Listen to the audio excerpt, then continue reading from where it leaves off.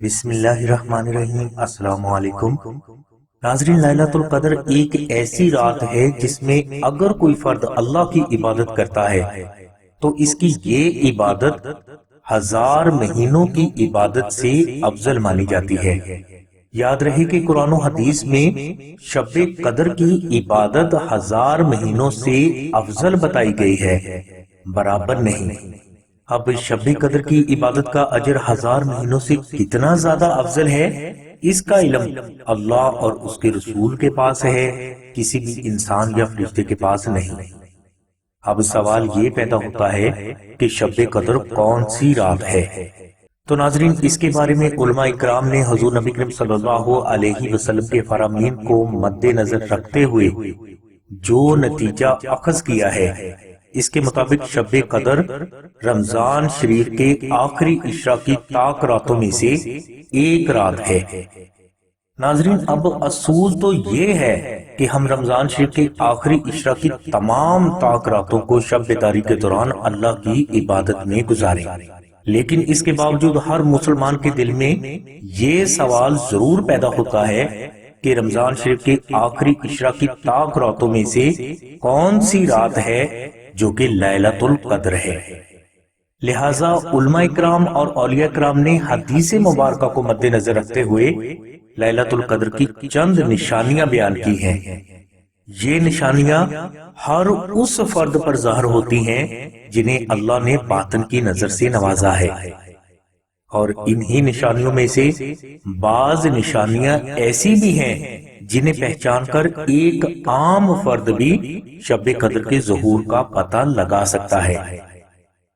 ناظرین، شب قدر کی پہلی نشانی کے حوالے سے بعض بزرگ فرماتے ہیں کہ شب قدر میں ایک خاص قسم کے نور کا نزول آسمان سے زمین کی طرف ہوتا ہے۔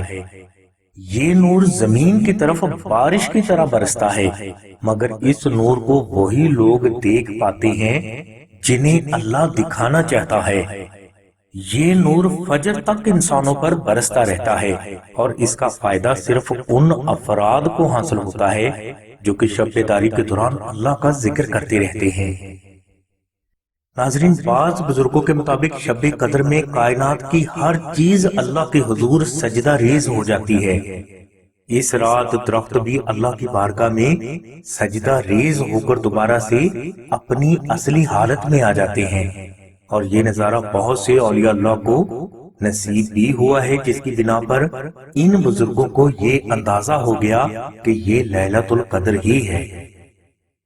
ناظرین، لیلۃ القدر کے حوالے سے بعض بزرگ فرماتے ہیں کہ اس شب میں موسم نہ تو زیادہ گرم ہوتا ہے اور نہ ہی زیادہ سرد، بلکہ اس تمام رات موسم خوشگوار رہتا ہے۔ جیسے جیسے رات گزرتی ہے، فرد کو ایک خاص قسم کی طمانینت اور سکون محسوس ہونے لگتا ہے۔ موسم میں بے حد سکون کی کیفیت فجر تک قائم رہتی ہے، اور فجر کے بعد سورج بغیر کرنوں کے طلوع ہوتا ہے، یعنی طلوع ہونے والے سورج میں شدت نہیں ہوتی۔ ناظرین، لیلۃ القدر کے ظہور کی یہ چند نشانیاں ایسی ہیں جن پر تمام بزرگ، علماء اکرام اور اولیاء اکرام متفق ہیں۔ لہٰذا ہمیں صرف نشانیاں تلاش کرنے میں وقت ضائع نہیں کرنا چاہیے، بلکہ رمضان شریف کے آخری عشرہ کی تمام راتوں کو شب بیداری میں نوافل اور درود و سلام میں گزارنے کی کوشش کرنی چاہیے، تاکہ شب قدر کی عبادت سے محروم رہنے کا کوئی بھی چانس باقی نہ رہے۔ ہماری دعا ہے کہ اللہ تبارک و تعالیٰ کے ساتھ حضور نبی کریم صلی اللہ علیہ وسلم کے صدقے میں آپ کی سبھی نیک دعاؤں کو قبول فرمائے۔ آمین ثم آمین یا رب العالمین۔ الحمدللہ رب العالمین۔